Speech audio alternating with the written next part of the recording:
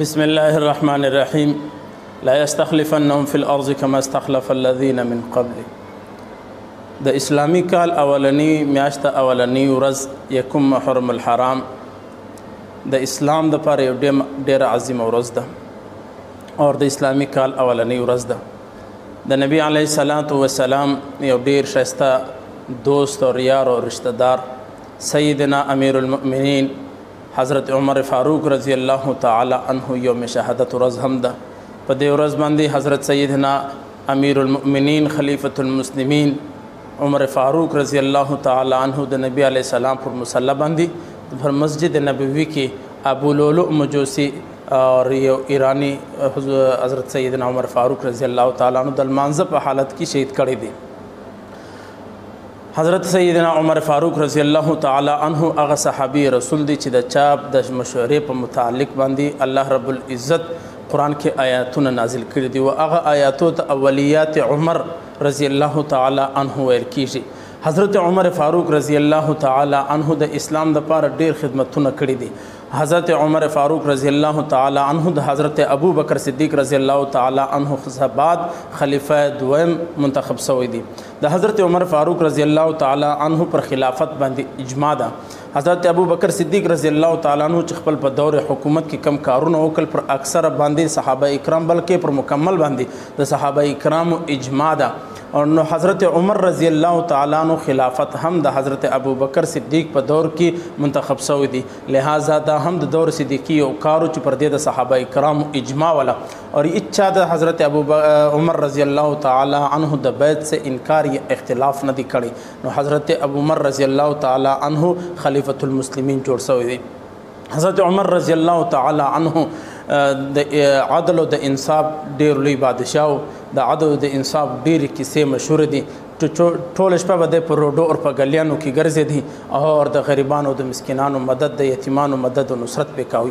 حضرت عمر رضی الله تعالی عنہ ډیر مشهور فرمان دي چې د دریا پر یو کونج باندې کچيري او سپي د وژو د تندې سمرسي نو مردار سي هغه مجرم هم د وخت امیر المؤمنین یا حکمران دي.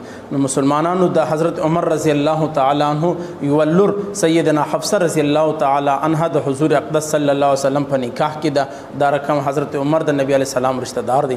حضرت عمر رضی الله تعالی عنہ 10 کال خلافت کړی دی اور پر دنیا کې د اسلام جھنډي زړولې ده اور چته کړی ده. حضرت عمر رضی الله تعالی عنہ د اسلام لپاره ډیر زیات خدمتونه کړی دي. په هغه خدمتو کې په هغه کردار کې یو کردار د سیدنا عمر فاروق رضی الله تعالی عنہ غداو چې د خپل دور خلافت کې عدل او انصاف دومره زیات قائم کی چې خپل هم یو ورځ د حضرت زید بن جابر په عدالت کې پیش شو اور قاضي د په احترام کې ولاړ سو. نو د قاضي ته ویل چې کښېنه دا زید احترام نه دی زه به طور فریق راغلم مدعا علی راغلم لہذا زما دلته حیثیت امیر المؤمنین نه دی د یو فریق دی ورته د حضرت عمر رضی الله تعالی عنہ عدل اور انصاف دی. حضرت عمر رضی الله تعالی عنہ تقوا بزرگی اور د حضرت عمر رضی الله تعالی عنہ د نبی علیہ السلام سره عشق اور محبت دا دومره مشهور دی چې قرآن اور حدیث په دې باندې ډک دي. مسلمانانو په د یکم محرم الحرام په ورځ باندې حضرت عمر رضی الله تعالی عنہ شهید شوی دی. فکار دا چې ما او خپل په موبایلانو باندې پر سوشل میډیا باندې پر نور اخبارات میډیاو باندې ما او د حضرت عمر رضی الله تعالی عنہ شان بیان کو اور دنیا ته وروشو چې د مسلمانانو رهبر او رهنما دغه دی. زما او ستا سپاسالار دغه دی. زما او ستا ایډیل زما او ستا پسندیده رهنما اور زما او ستا حقیقی رهنما اور قائد هغه دغه دی حضرت سیدنا عمر فاروق رضی الله تعالی عنہ د مسلمانانو خلیفہ دویم دی. آخرنی خبره دا چې آیت دی آیت استخلاف ورته په قرآن کې لا یستخلفنهم فی الارض کما استخلف الذین دا آیت دی په قرآن کې چې د خلافت په باری کې راغلی دی. زموږ د مسلمانانو د اهل سنت عقیده دا ده چې د حضرت عمر فاروق رضی الله تعالی عنہ دور خلافت پکې شامل نه کې آیت استخلاف مکمل کیږي نه. د آیت استخلاف د تکمیل د پاره اور دغه آیت مکمل کول د پاره د حضرت ابو بکر صدیق خلافت به هم منه د حضرت عمر رضی الله تعالی عنہ دور خلافت خلافت به هم منه، د حضرت عثمان دور خلافت به هم منه، د حضرت علی المرتضی دور خلافت به هم منه.